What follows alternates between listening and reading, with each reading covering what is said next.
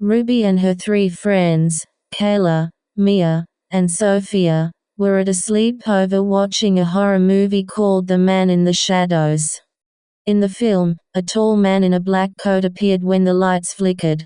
He would creep closer each time the characters blinked. The lights in Ruby's living room flickered, the TV froze, and the man turned his head, staring straight at them.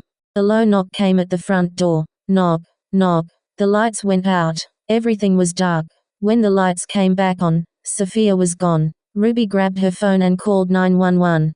Before the police could arrive, Kayla and Mia disappeared into the shadows. Ruby was alone. On the TV, the man walked through a hallway that looked exactly like Ruby's house.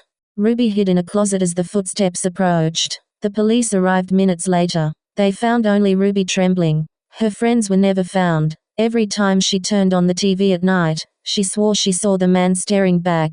A week later, Ruby researched the movie and found it was based on a legend. Anyone who watched it after midnight could let him in. Ruby prepared a plan. She turned on the movie, grabbed a flashlight and a mirror, and stepped into the screen. The world inside was cold and dark. Shadows whispered. She found Mia and Sophia trapped in cages. Kayla was pinned in another hallway. Ruby swung the mirror and shined the flashlight. The man shrieked and twisted into smoke. She freed her friends and returned to the living room. They were bruised, cut, and bleeding, but alive. Weeks later, Ruby's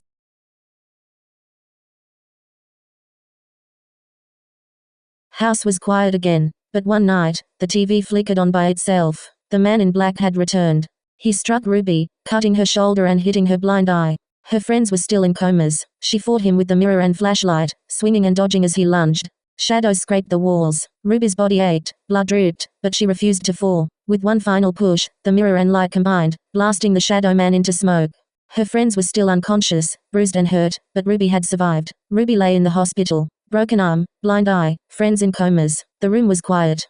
Then she saw Amber, her twin sister, sitting at the foot of her bed. At first, Amber's eyes were red, normal, and kind. Ruby drifted off to rest. Amber fainted. Slowly, her eye turned black. Ruby's stomach dropped. Black eyes meant the shadow man was controlling her. Amber sat up, jerky, her movements not her own. Shadows coiled across the walls. Amber lunged at Ruby with unnatural speed. She dodged, swinging her broken mirror, scratches cutting her arm and side. Amber fainted again, and when she woke, her black eye glared at Ruby. Ruby remembered the meaning. Black equals controlled by the shadow man. Amber hissed, shadows whispering, reaching for Ruby. Ruby yelled, swung the mirror and flashlight, barely dodging attacks.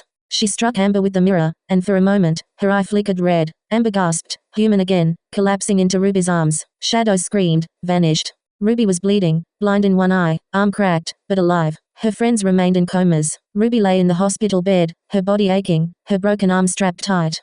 Her blind eye throbbed painfully every time she blinked. The room was quiet, too quiet, except for the soft beeping of the machines keeping her friends alive. Mia, Kayla, and Sophia were all in comas, pale and fragile, completely helpless. Ruby had survived again, but the danger wasn't gone. She tried to close her eyes and rest, but the air felt heavy, cold, like something was pressing down on her chest.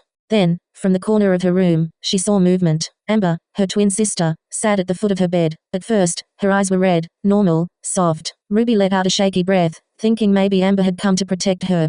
Ruby drifted off for a moment, exhausted from fighting and pain. When she opened her eyes again, Amber had fainted, slumping over the bed. But something was wrong. One of Amber's eyes had turned black. Ruby froze. Black eyes meant the shadow man was controlling her. Amber stirred and sat up slowly, jerky, movements unnatural. Shadows stretched from her body, twisting across the floor and walls. Amber hissed, the sound low and angry, unlike her sister's voice. She lunged at Ruby. Ruby scrambled out of bed, clutching the broken mirror and flashlight, the only weapons she had left. Amber's attacks were fast and brutal. Her claws scraped across Ruby's arm and side, tearing into her skin. Pain shot through Ruby's broken arm, and her blind eye throbbed with every dodge. She swung the mirror, cutting Amber's shadowy form, but the girl didn't stop. Her body moved like the shadow man's puppet.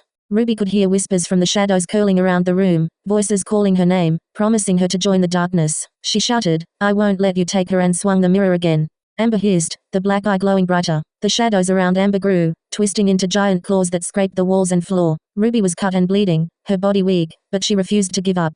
She remembered the legend, light and courage could push him back. She raised the flashlight high, shining it into Amber's black eye while holding the mirror toward her sister. Amber screamed as the shadows shrieked and twisted. Ruby pushed forward, swinging the mirror and shining the light until Amber's black eye flickered, red. Amber gasped, her body trembling. Human again. She collapsed into Ruby's arms, exhausted and shaken, free from the Shadow Man's control, for now. Ruby looked at her friends in the hospital beds, still in comas, but alive. She was battered, bleeding, blind in one eye, with a broken arm, but she had survived yet again. She knew the Shadow Man wasn't gone forever. Amber could be controlled again at any moment, and the shadows could return.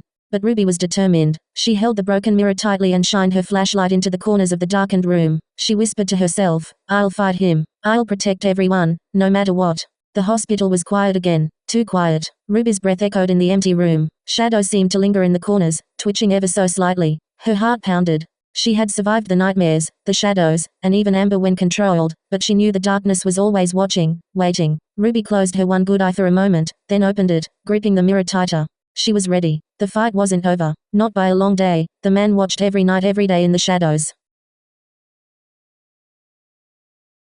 Over. Not by a long day. The man watched every night every day in the shadows.